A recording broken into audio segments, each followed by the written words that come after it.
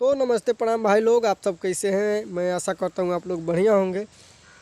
और आप लोग देख रहे हैं दिनेश प्रेमी टॉप चैनल को। और आप सबके हम दिनेश प्रेमी, जो कि आप लोग गर्दा उड़ा दिए।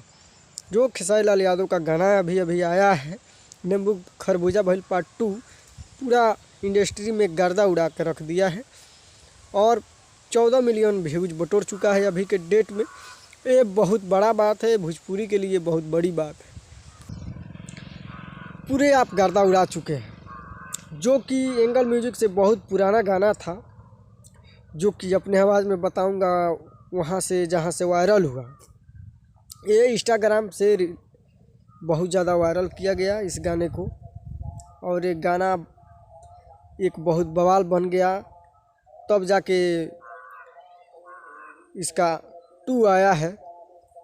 बाल तोहारे करे झप झप झप झप झप झप, कमर तोहारे करे लप लप लप लप लप लप, बोली में तहारा ताराना बा ताराना बा ताराना बा, देखी के लोग आवा दीवाना बा दीवाना बा दीवाना बा।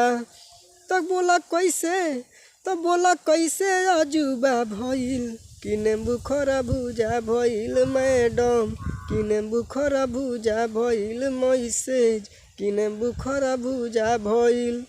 तो इंस्टाग्राम से इस पर इतना ज़्यादा रील बनने लगा कि आप लोग से मैं क्या बताऊं, आप लोग खुद समझ सकते हैं।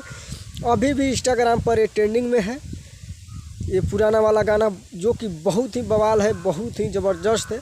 मेरा अपडेट आप लोगों को कैसा लगा? अगर अच्छा लगा तो वीडियो को शेयर कीजिए, लाइक कीजिए, नए आए हैं तो हमारे चैनल को सब्सक्राइब कर लीजिएगा। नेक्स्ट वीडियो में मिलते हैं फिर से। जय हिंद, जय भोजपुरी।